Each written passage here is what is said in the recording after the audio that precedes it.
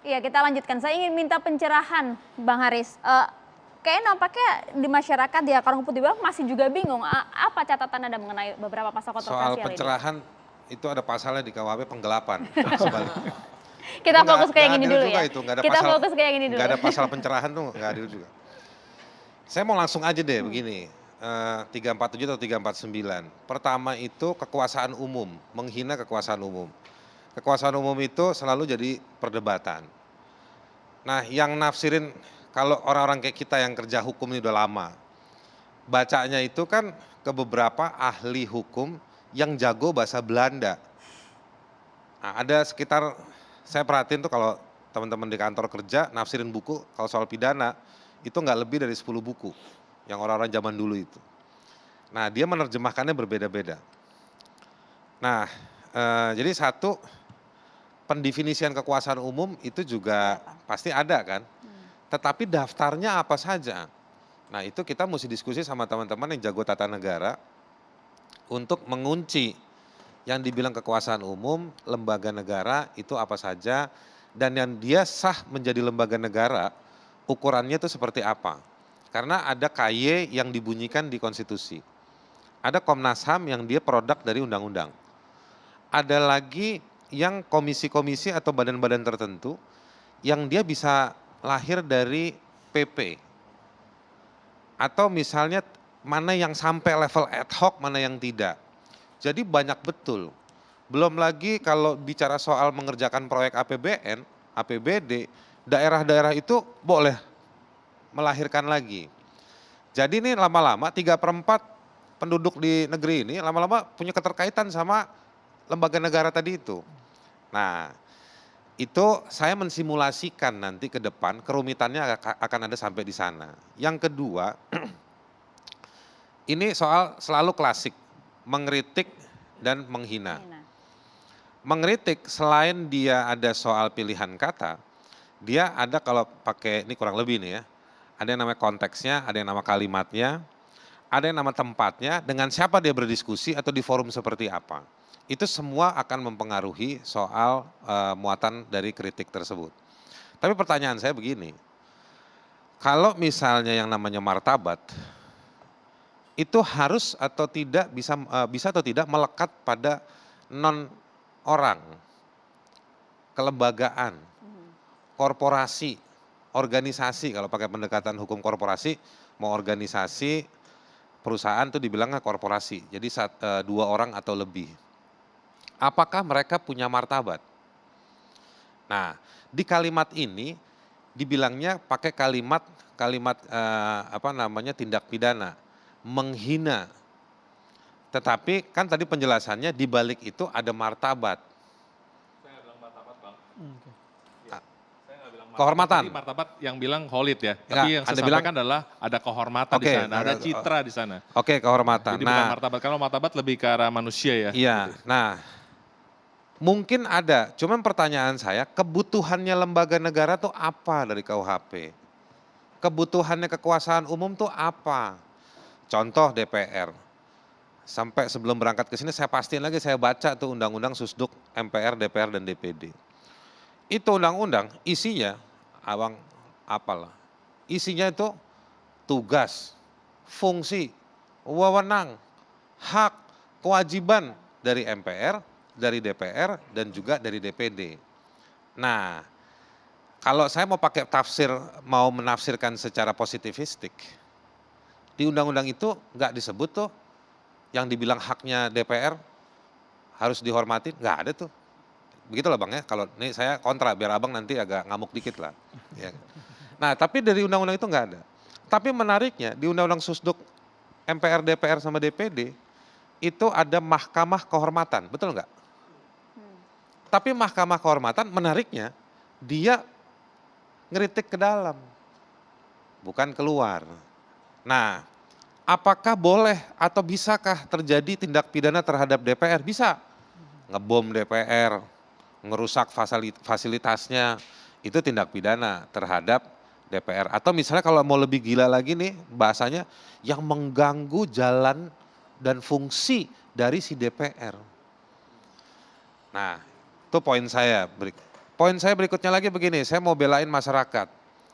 Yang kita masyarakat kan nggak bisa nganggap sama kapasitasnya, intelektualitasnya misalnya sama Prof. Kiki, ya kan? Pengalaman kerja-kerja formal seperti Bang Ruhut.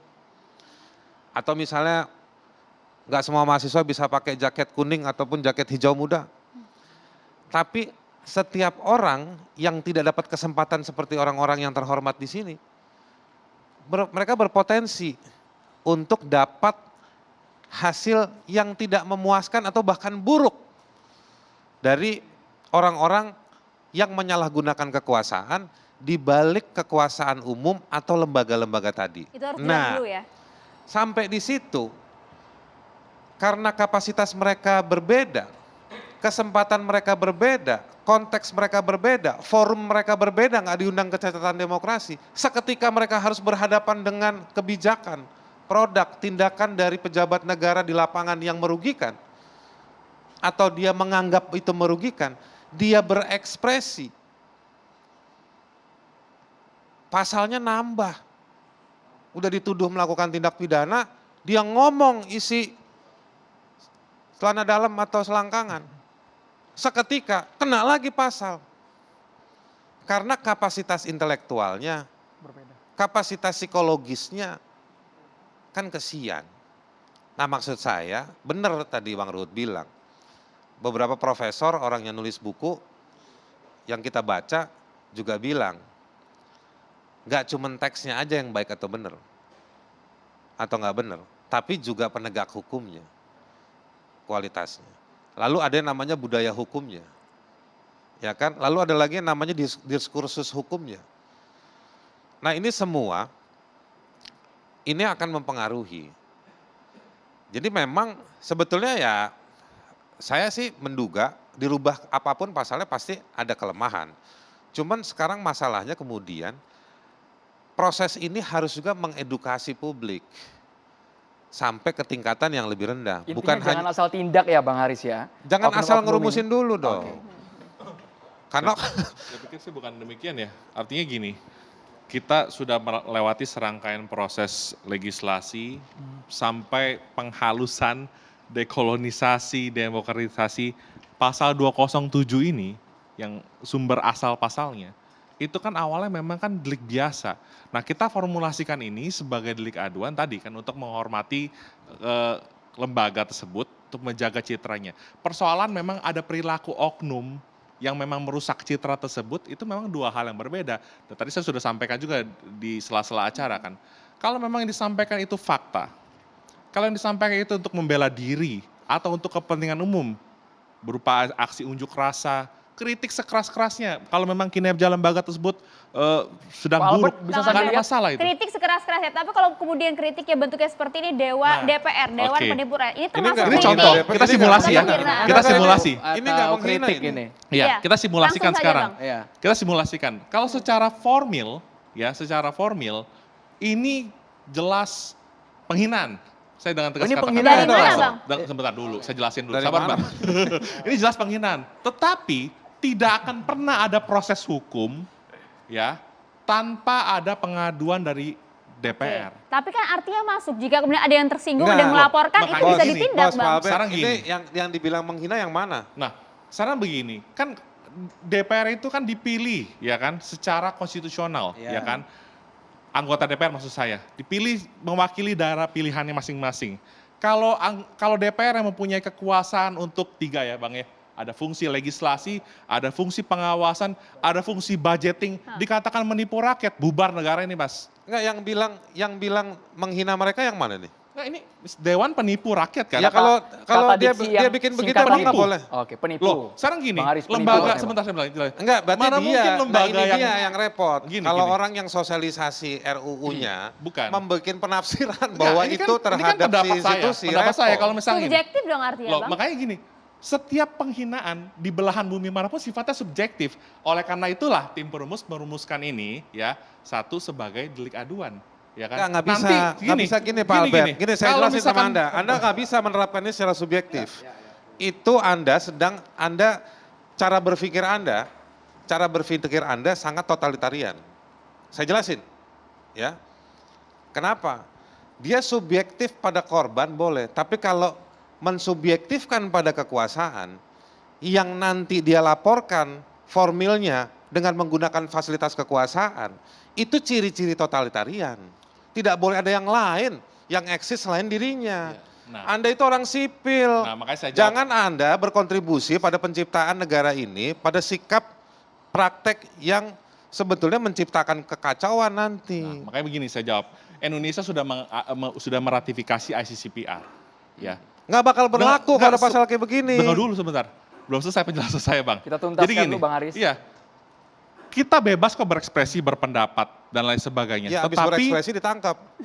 Tetapi bukan untuk menghina. Kalau misalkan, Minimal maaf, dipanggil rektor. DPR dikatakan seperti ini, ya tadi kan saya sudah katakan, secara formil saya anggap menghina. Bukan, Tetapi ini masalah soal nanti, subjektifnya. Dari mana Anda tahu Loh, bahwa jelas-jelas- ini adalah menghina si Puan Maharani dan kawan-kawan? Loh bukan, ini bukan menghina Enggak, personil. saya kan simulasi. Enggak, dan ini kawan-kawan loh, DPR itu artinya, dia. Bang. Bang Haris Bang. sudah keliru. Tadi kan Enggak. sebut Puan Maharani. Dan kawan kan artinya Enggak, DPR Bang makanya, maksudnya. bukan, Bang. maksudnya kan tadi Saya sebut keliru nama, berarti kan memahami kekeliruan kamu. berarti kan itu kan mengacu pada personil. Yang saya maksud adalah konteks lembaga. Tadi kan memang saya sudah sampaikan penghinaan itu sifatnya subjektif dimanapun juga. Ini Makanya- masuk ya ke lembaga ya? Nah secara Nah, formil, sekarang tetapi institusi bagaimana bisa subjektif? loh, bukan. Sekarang gini, kalau tadi saya udah mengatakan, kalau contoh nih karena TV One sudah memilih DPR sebagai contoh dan langsung pada formil Ini yang ada di lapangan Iya, bagus langsung. di lapangan. contohnya, Iya. bagus. Makanya kan saya udah katakan dari tadi, kalau DPR yang merupakan lembaga negara yang fungsinya budgeting, pengawasan, legislasi dikatakan menipu, ini berarti konsep negara check and balances yang ada dan posisi pengawasannya lagi sudah tidak ada. Karena artinya janji lagi. dan juga apa yang dilakukan berbeda. Ini Ya, termasuk terlepas ini. ada perilaku mungkin dari anggota-anggota tertentu yang merusak citra DPR. Artinya itu bukan hal penghinaan lain. Mungkin Itu konteks lain. saya Tapi makanya sedikit- saya sampaikan, kalau betul bisa dibuktikan menipu, saya tanya DPR menipu yang mana sekarang? Oke. Saya tanya Oke. balik Baik. sekarang, menipunya Pertama, apa? pertama Nah, ini kalau memang nggak bisa kebetulan dibuktikan formil. poster yang dibikin oleh teman-teman UI juga gitu ya. Jadi mungkin buat pembuat poster ini siap-siap dipidana nanti. Oh, belum Kalau tentu. kalau Nah, ini saya RKUHP perlu disahkan. luruskan. Sebentar, Karena Bang karena Yanti, Bang Albert luruskan sudah dulu. sudah Siap-siap bilang pidana gini. sudah Karena dibilang saya bahwa udah ini sampaikan penghinaan. tadi. Pertama, Tahan Gitu. dulu Bang Albert ada boleh. parameternya. Tahan dulu Bang Bentar, Albert. nih, kalau Baik, terus silakan tadi Bay. gini, kalau dia sampaikan sesuai dengan fakta, betul nggak DPR penipu? Kalau Oke. DPR disebut penipu, Menurut Abang bubar betul negara nggak ini. DPR penipu? Oh enggak, karena saya Kenapa? bilang itu adalah lembaga. Ada nggak janji politik yang nggak Loh. diselesaikan sama DPR? Pasti.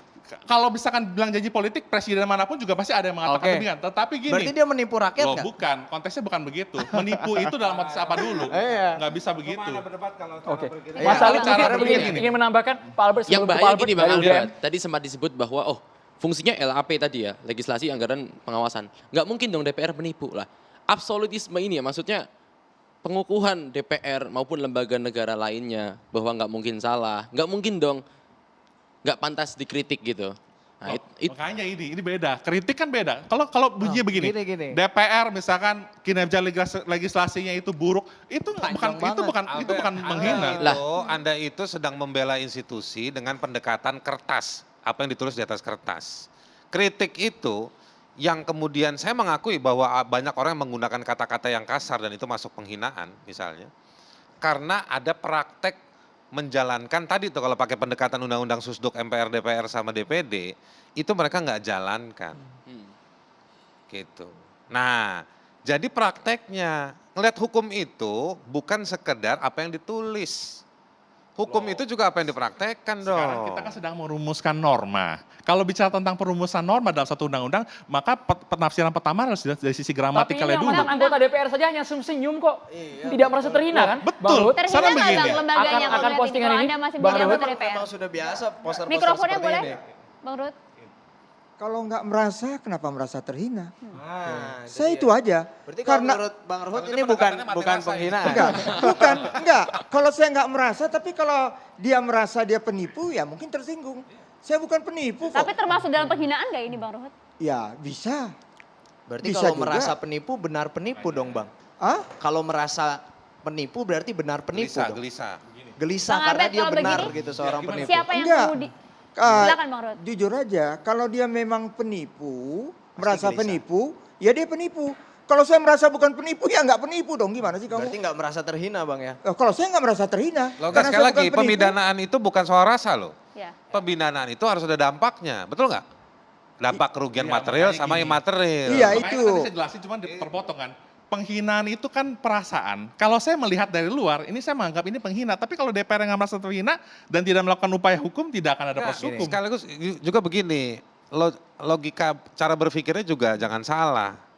Yang memiliki DPR itu bukan si anggota DPR-nya saja. Yang punya DPR itu rakyat. Dewan Perwakilan Rakyat. Jadi dia mewakili rakyat. Dia diutus sama rakyat. Terlepas bahwa rakyatnya salah milih itu lagi, dapat amplop. Atau misalnya orang-orang itu juga bisa memuluskan jalannya. Tapi kompleksitas itu jangan dimonopoli hanya pada si pejabat di tugas-tugas MPR, DPR, dan DPD. Prof Kiki ingin komentar sejenak Gitu. sebelum kita iklan. Prof Kiki Pak. boleh Karena dalam komentarin lembaga negara postingannya. itu tidak hanya DPR, Sebelum DPRD, kita tapi take juga down ada ini Polri. postingan sebelum kita turunkan. Brouwer pernah bilang kalau masih muda, tidak kiri dan radikal, dia tidak punya hati. Kalau sudah tua, masih kiri dan radikal, dia tidak punya otak. Jadi saya kira Ruhut sudah mulai punya otak karena dia sudah mulai tua dan saya menjelang tua. Jadi baiklah saya lihat kenapa. Karena rumusan tentang penghinaan itu bercampur aduk dengan fitnah. Gitu.